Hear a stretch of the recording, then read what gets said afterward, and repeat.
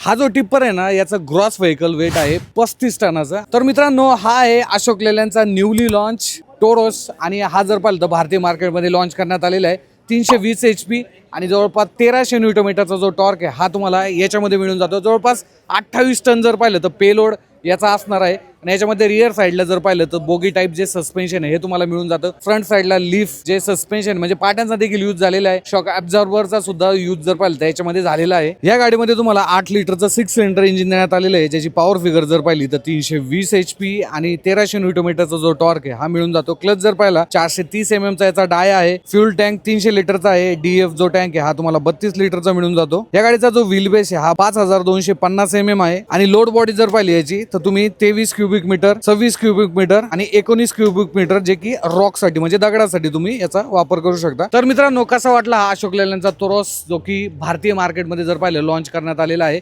आणि याचं तुम्हाला डिटेल जर पाहिजे असेल प्राइसिंग वगैरे एक्झॅक्ट तर जवळच्या अशोक लेलँडच्या शोरूम मध्ये तुम्ही व्हिजिट देऊ शकता। धन्यवाद।